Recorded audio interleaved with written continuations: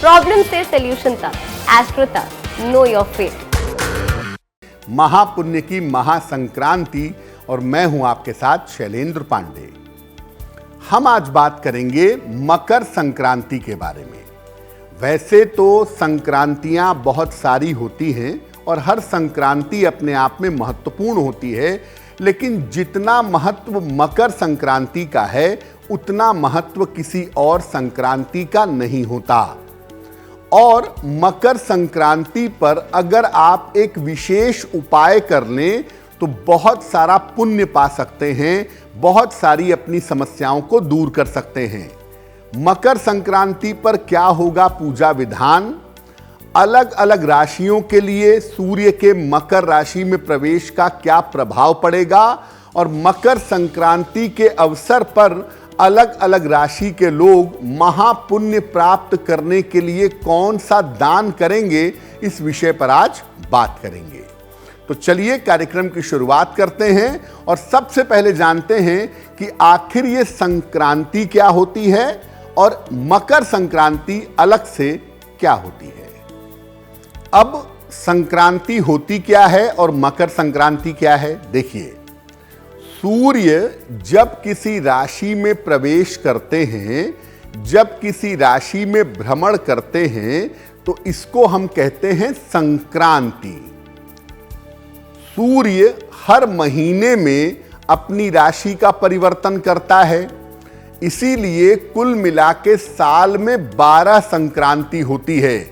जैसे सूर्य मेष में प्रवेश करेंगे तो मेष संक्रांति होगी, वृषभ में प्रवेश करेंगे तो वृषभ संक्रांति होगी।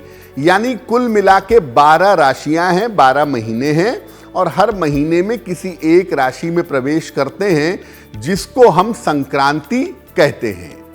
तो वैसे तो 12 संक्रांतियां होती हैं 12 राशियों के नाम पर, लेकिन 2 संक्रांतियां सबसे ज्यादा महत्वपूर्ण होती हैं। एक होती है मकर संक्रांति और एक होती है कर्क संक्रांति।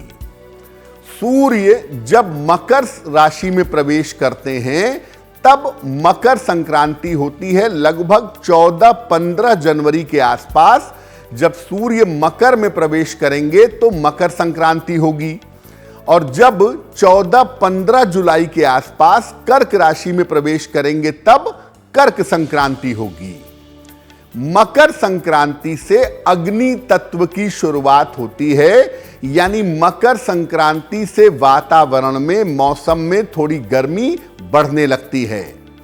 और कर्क संक्रांति से जल तत्व की शुरुआत होती है, यानी अगर आप देखें तो बारिश का जो मौसम है वो लगभग मिड ऑफ जुलाई के आसपास से ज्यादा तीव्र हो जाता है।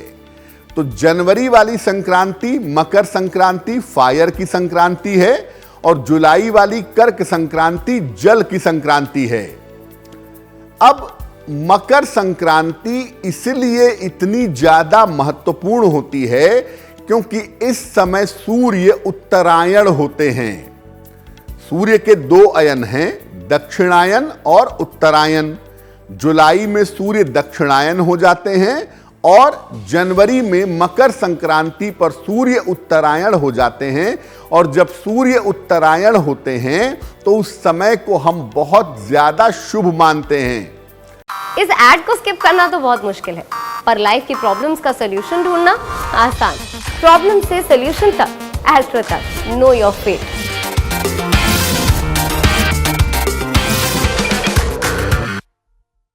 इसीलिए इस समय अगर आप जप करते हैं, दान करते हैं, ध्यान करते हैं तो उसका फल अनंत गुना होता है।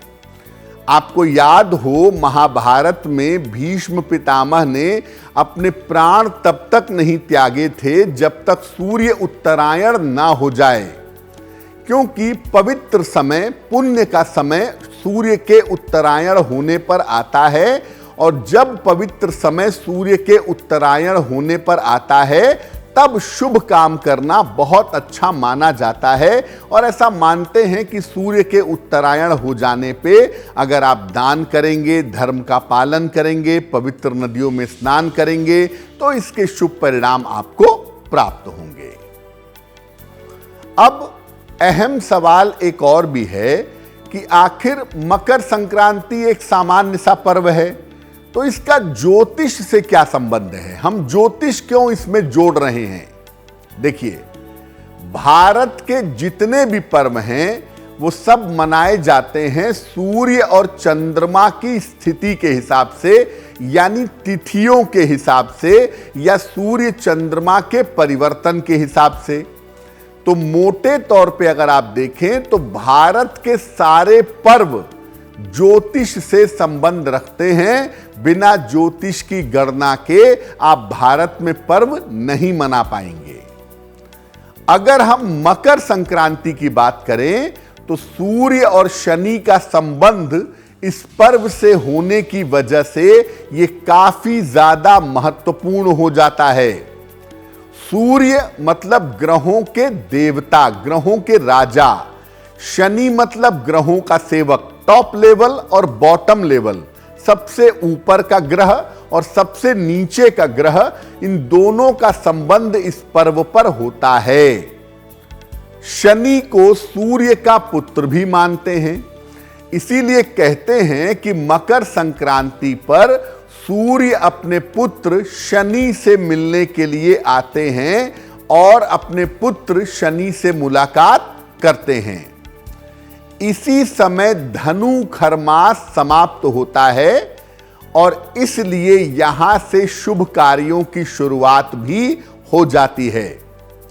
दो कारण हैं, एक तो यह है कि शुक्र कमजोर होता है, लेकिन 14-15 जनवरी के बाद शुक्र भी थोड़ा बेहतर होने लगता है और धनु खरमास खत्म हो जाता है, सूर्य उत्तरायण हो जाता है। इसलिए 14-15 जनवरी के बाद, मकर संक्रांति के बाद शुभ कार्यों की शुरुआत हो जाती है। अगर आपकी कुंडली में सूर्य की स्थिति खराब है या आपकी कुंडली में शनि की स्थिति खराब है तो इस पर्व पर विशेष तरह की पूजा से आप उसको ठीक कर सकते हैं। यानी आप अपनी कुंडली के शनि को भी बेहतर कर सकते हैं मकर संक्रांति पर और अपनी कुंडली के सूर्य को भी बेहतर कर सकते हैं मकर संक्रांति के पर्व पर। जिन परिवारों में बीमारियां ज्यादा हैं, जिन परिवारों में कलह कलेश ज्यादा है, जिन परिवारों में अशांति ज्यादा है, वहां पर रसोई घर में विशेष पूजा की जाती है नवान्न से। नवान्न मतलब नए अनाज से। नए अनाज से, नए चावल से आप भोजन पका करके रसोई घर में भगवान को समर्पित करते हैं, खासतौर से अग्नि देवता को, और अपने परिवार की सुख, शांति और समृद्धि के लिए प्रार्थना करते हैं। वो काफी बेहतर होता है। एस्ट्रो तक ऐप पर आपको मिलेगा भविष्य से जुड़े हर सवाल का जवाब। डाउनलोड कीजिए एस्ट्रो तक ऐप और चुटकी में जुड़िए इंडिया के बेस्ट एस्ट्रोलॉजर से।